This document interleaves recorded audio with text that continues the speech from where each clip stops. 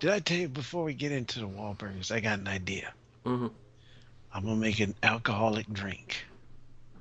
It is gonna feature over 20 different shots of alcohol in one drink. And it's what the premise is one drink's gonna be so much it's gonna fuck you up, make you pass out. It's gonna be the Tanila Greta. I don't know. Is it with all of the things mixed in there though? Is it actually going to taste good? Who cares? The purpose is to knock your ass out on the subway. Before you even get to the subway, just in the tunnel. Is that why Bryan Cranston is crying like a bitch in that Godzilla? Like when the door shuts, is his wife getting teamed up by the Tennille? Yeah, he knew that Tennille was coming. It's coming. Speaking of which, because I've let my feelings be known. I'm not too hot on the new Godzilla just for the simple fact that it looks like I mean this is a movie years in the making. You know, we've been waiting for a new American version of Godzilla. It finally gets here, and I feel like we can't enjoy it because the trailer is nothing but crying and misery and Yeah, people. it's not pulse pumping. I want to see the other monsters. I want to see Yeah, something. I'm just seeing like his eyeball. People parachuting onto him, which makes no sense to me. And any of Bryan Cranston, who we've covered, is just some two-bit hack from television, yes, he is. crying about his dead wife. She's dead.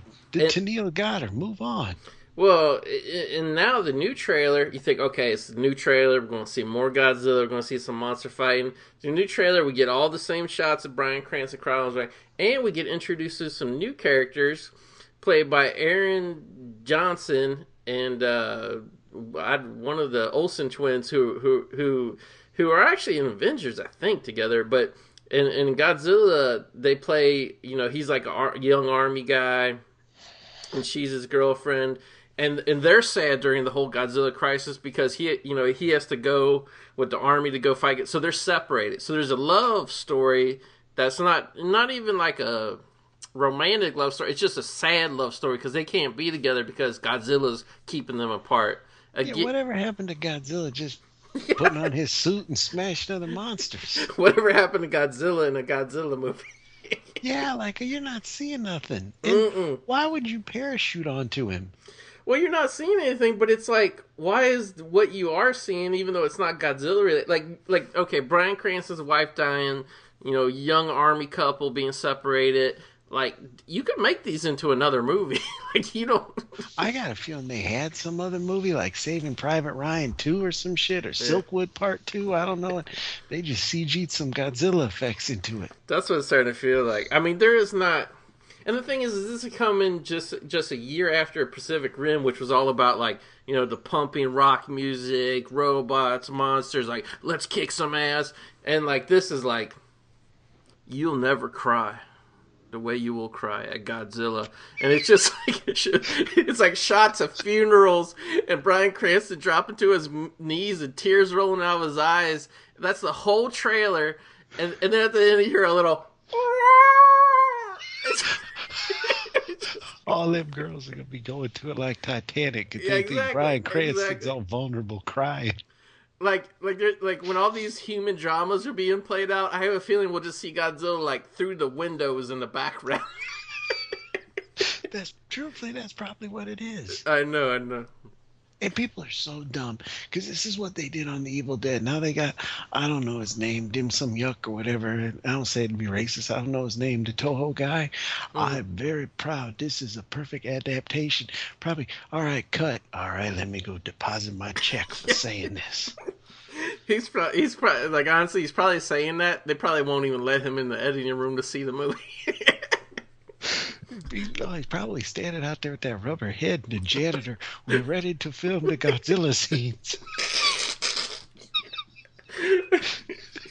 No, we got this all CGI. What the hell is that? This is Godzilla right here.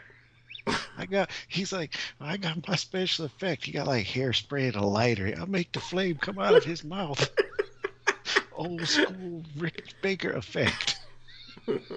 There's like a little kid in the corner with a megaphone to make the noise. No, they got it one up. They have toys now. I just pushed that in the boom mic.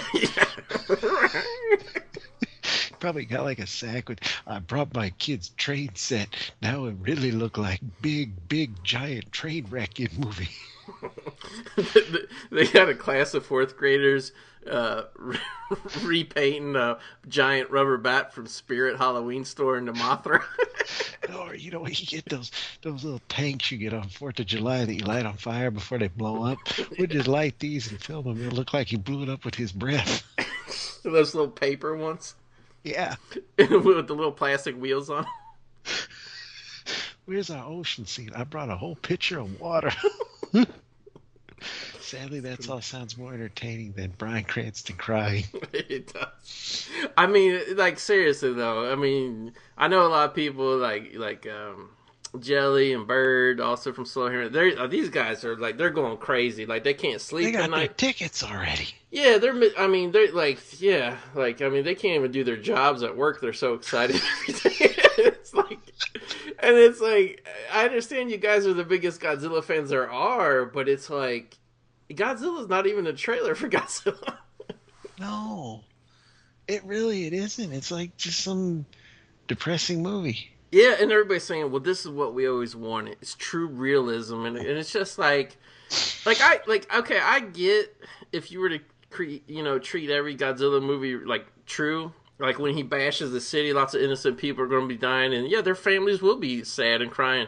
But that's not what we want to see in a Godzilla movie when they're asking $12 for IMAX 3D. Like, I want to see him smash some shit. yeah, I don't want to see him beat up some other monsters. I don't want to, but learn about the trials and tribulations of Bryan Cranston's science family.